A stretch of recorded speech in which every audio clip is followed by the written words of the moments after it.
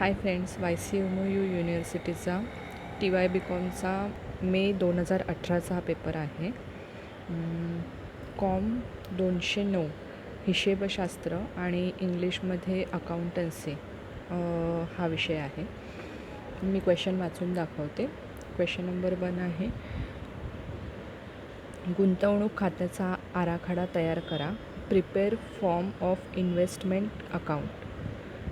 दुसरा प्रश्न आहे, भाडे खरेदी पद्धतीचे उद्दिष्टे लिहा. Write objectives of hire purchase system. तिसरा प्रश्न आहे, give the list of any 10 item recorded on डेब्ट साईड ऑफ फार्म अकाउंट. कृषी उद्योगाच्या नावे बाजूची 10 पदे लिहा. चौथा प्रश्न आहे, खालील माहितीवरून दुग्धालय खाते तयार करा. आणि आपल्याला माहिती इथे दिलेली आहे. प्रारंभिक साठा ₹20,000. पशुधनाचे विक्री 40,000. पशुधनाची खरेदी 35,000. मजुरी 3,000. दूध वितरण खर्च 2,000. दुधाची विक्री 50,000.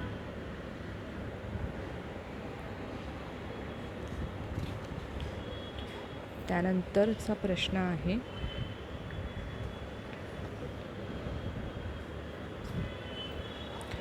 हेच आपल्याला मी आता जे मराठीमध्ये वाचून दाखवलं तोच प्रश्न इंग्लिशमध्ये लिहिलेला आहे की prepare dairy account. Opening stock 20,000. Sales of cattle 40,000. Purchase of cattle 35,000. Wages 3,000. Selling and distribution expenses 2,000. Sales of milk 50,000. पुढचा प्रश्न आहे, मत्स्यपालन खाते तयार करा. मासळीचा आरंभीचा साठा 12,000. मासळीचा अखेरचा साठा 18,000. खरेदी मासोळीची 8,000. विक्री मासोळीची 25,000. मालकाचे आहरण मासोळी 3,000. तेच इंग्लिशमध्ये आहे, prepare fishery account. Opening stock of fish 12,000. Closing stock दिला आहे 18,000. Purchase of fish 8,000. Sale of fish 25,000. Owner drawing fish 3,000. त्यानंतर क्वेश्चन नंबर 2मध्ये खालीलपैकी कोणतेही 4 उपप्रश्न सोडवा. Solve any 4 sub questions. पहिला आहे, भाग भांडवलाचे प्रकार कोणते? What are the types of share capital. दुसरा, भाग विक्रीच्या पद्धती उदाहरणासह स्पष्ट करा. Explain the methods of issue of share with example. तिसरा, विम्याचे प्रकार कोणते? What are types of insurance. चौथा, रोजकिर्द नोंदी घ्या. आवेदन ₹30. आवंटन म्हणजे भाग वाटप 20. अंतिम हप्ता ₹50. कंपनीने 5,000 भाग विक्रीस काढला, ते सर्व भाग विकल्या गेले. पुढचं पेज आहे,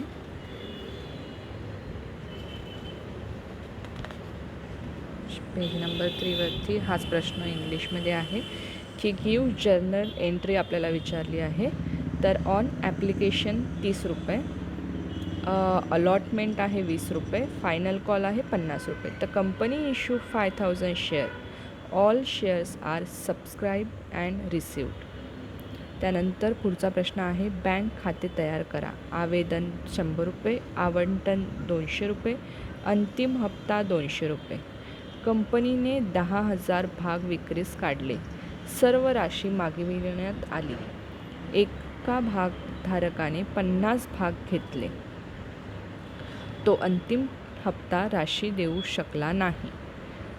तोच प्रश्न इंग्लिशमध्ये, prepare bank account. Application 100. Allotment 200. Final call 200. Company issue 10,000 share. All share subscribe and demand. All money received. 1 share holder holding 50 shares. He could not pay final call money. Question number 3मध्ये खालीलपैकी कोणतेही 4 उपप्रश्न सोडवा. Solve any 4 sub questions. पहिला प्रश्न आहे नफा तोटा खाते तयार करा. त्यामध्ये आहे मागील वर्षाचा तोटा, तो आहे 10,000 रुपये. चालू वर्षाचा नफा 25,000 रुपये. लाभांश दिला आहे 5,000 रुपये. व्यवस्थापन खर्च 4,000 रुपये. Prepare profit and loss account. Last year loss आहे 10,000. करंट इयर प्रॉफिट आहे 25,000.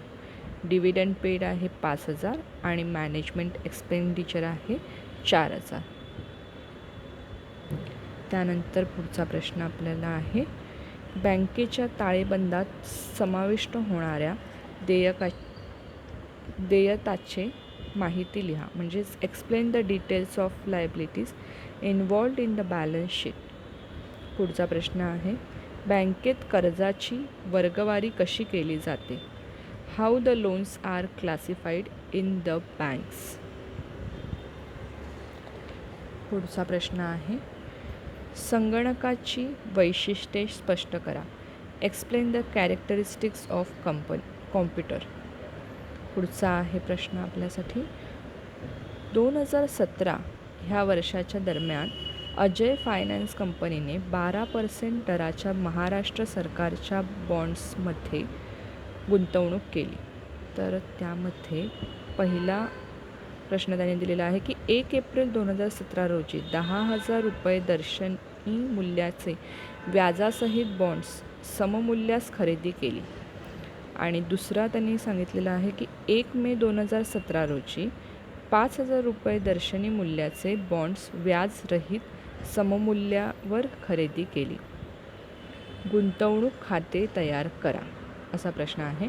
तोच इंग्लिशमध्ये त्यांनी दिलेला आहे की Ajay finance company limited held following transactions in connection with the 12% Maharashtra government bonds for the year 2017.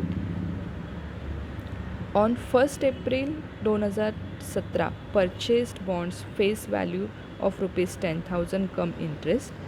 On 1 may 2017 purchased bonds face value of ₹5,000 come interest.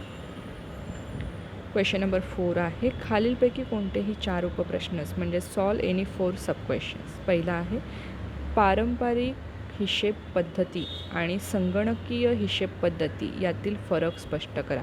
म्हणजेच explain the difference between traditional accounting system and computerised accounting system. Second आहे प्रमंडळाचे प्रकार सांगा. State the types of companies. पुढचा प्रश्न आहे भाडे खरेदी पद्धतीच्या मर्यादा सांगा. Explain the limitations of hire purchase system. पुढचा प्रश्न आहे हप्तेबंद खरेदी पद्धतीच्या यशासाठी कोणती खबरदारी घेणे हिताचे ठरेल. Which precautions should be taken for the success of installment purchase system. पुढचा आणि शेवटचा प्रश्न आहे हप्तेबंद खरेदी पद्धतीचे विक्रेत्याला होणारे फायदे तोटे स्पष्ट करा. State the advantages and disadvantages of installment purchase system to seller.